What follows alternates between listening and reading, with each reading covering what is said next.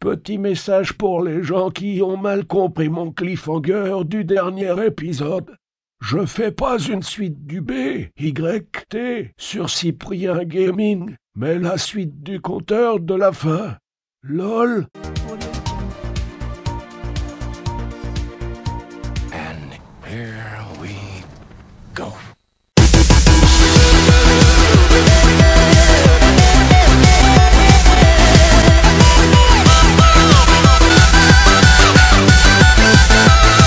Salut à tous et à toutes pour ce 8ème épisode du BYT Show, un épisode sous le signe de la faucille et du marteau, car aujourd'hui, pour ceux qui le connaissent déjà, on va parler de Juju Brother. Alors je pourrais très bien parler de lui sur un enchaînement grossier et pittoresque d'images et de musique communiste que tout le monde connaît sans doute à force de les voir encore et encore dans les manuels scolaires ou sur TF1, mais...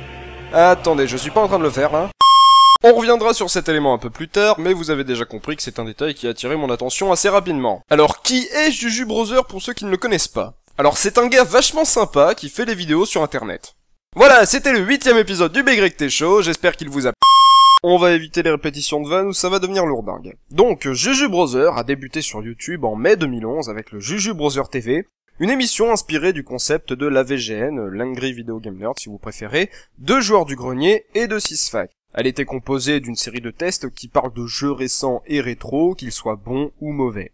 Au fil de l'évolution de son émission, on a vu des personnages secondaires comme le chat noir, Patate ou encore Monsieur Mars apparaître, accompagnant le personnage de Juju Brother avec les années. En juin 2013, il abandonne l'émission Juju Brother TV après 17 épisodes tout aussi bons les uns que les autres. Il s'attaque depuis à une web-série au doux nom de What the Punk, qui n'est pas du tout une référence ou un repompage de What the Cut. Il s'agit plus ou moins d'une succession de gags sous la forme d'un zapping où l'on retrouve l'univers de Juju Brother et ses personnages récurrents. Mélange d'humour noir et absurde, on retrouve de nombreuses références culturelles, vidéoludiques et politiques. Et c'est là que j'en reviens au communisme, c'est une sorte de griffe personnelle de Juju Brother. On a des références à ne plus du tout savoir quoi en faire. C'est comme les vannes à répétition sur les Roumains de Ganesh 2.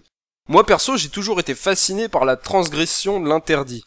Pas qu'on ne puisse pas parler du communisme à foison comme on pourrait en avoir envie sur internet, mais c'est tout de même génial d'avoir des gens qui s'amusent à faire ce genre de trucs. Moi-même, je suis ravi de ne pas avoir encore reçu de messages du genre « Pourquoi tant de vannes ou de références au nazisme ? Tu n'es qu'un seul con qui vote FN !» ou encore des trucs du style « Je me désabonne dès qu'un putain de néo-nazi adorateur de Dieudonné !» Et là, j'ai envie de dire, et de façon tout à fait naturelle, non. Les gens qui disent ça se trompent. C'est le même principe que les gros mots. Ça te fait rire quand t'es petit de les dire ou de les entendre parce qu'on t'a enseigné que c'était interdit. Là, c'est pareil. C'est une transgression qui fâche, donc c'est marrant.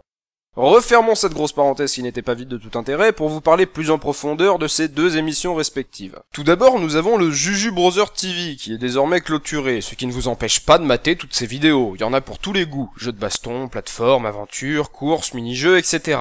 Et ne lui dites surtout pas que c'est un pâle plagiat de JDG si vous êtes habitué à son émission. Vous connaissez ma position sur le plagiat, je considère que de toute façon, on peut pas faire quelque chose sans une quelconque inspiration. Mon émission en elle-même ne sort pas non plus du cul d'une vache. On voit tout de suite le côté pause manga ou point culture, qu'on me rappelle souvent dans les commentaires d'ailleurs. Allez, un petit extrait. Pour la critique, on peut citer des graphismes magnifiques. Franchement, les développeurs se sont vraiment cassés le cul pour le design du jeu, sans parler des musiques qui sont tout simplement du grand art. Avec une jouabilité pareille, des graphismes magnifiques et une bande son admirable, le jeu est tout simplement irréprochable. Presque irréprochable. Le premier défaut du jeu est évidemment sa facilité. C'est sans aucun doute le Mario 3D le plus facile que j'ai jamais joué de toute ma vie. Sans déconner, le jeu ne provoquera aucune difficulté et c'est linéaire comme c'est pas possible. C'est un petit peu comme ton père ou ta mère qui t'aidait à marcher quand t'avais 3 ans, là c'est pareil. Le jeu te guidera comme un putain de touriste complètement paumé. Et ensuite on va se retrouver avec le second défaut, c'est la facilité qu'on a avec les boss. Alors déjà, le coup du boss à marteler 3 fois d'affilée et qui met 3 heures à t'attaquer pour que t'aies bien le temps de l'éviter, ça devient lourd à force. Et d'ailleurs, en parlant de ces derniers, on se retrouve avec des boss qui ressemblent à un méchant d'un dessin animé de Midi les Zouzous, comme celui-là.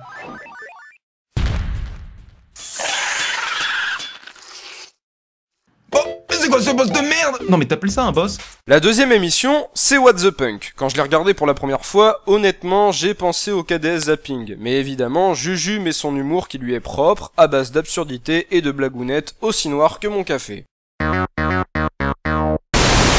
Mec, t'as déjà vu une tomate chanter? Non, parce que moi j'ai déjà vu une carotte râpée. Tu veux que je fasse réfléchir un con?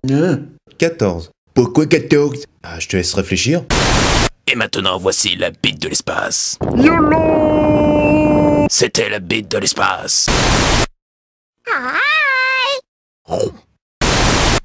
Ah ouais, alors au final tu n'es juste qu'un simple plagieur incapable de faire les choses par toi-même. Et ta mère, c'est comme un pot Nutella, je le finis avec le doigt. Alors, ma conclusion hyper longue of the dead sur cet ultra youtubeur puissance 3000. Énorme, génial ce qu'il vient de dire. Amazing! Voilà, c'était l'épisode 8 du BYT Show, j'espère qu'il vous a plu. N'hésitez pas à partager la vidéo sur Facebook, à vous abonner à la chaîne et de montrer la vidéo à tous vos amis, ça serait vraiment sympa. J'espère qu'on se reverra très vite pour la prochaine vidéo, désolé si cet épisode vous a paru un peu plus court, mais j'ai pas eu grand chose à dire sur le sujet, c'est juste que JujuBrowser, j'aime bien, j'ai voulu le présenter, partager ce que j'aime, et c'est ce que je fais d'habitude. On se retrouve donc pour la prochaine vidéo. Par contre, d'ici là, je vais prendre quelques vacances dans le genre une semaine où il y aura pas de vidéo. Voilà. Sur ce, à la prochaine!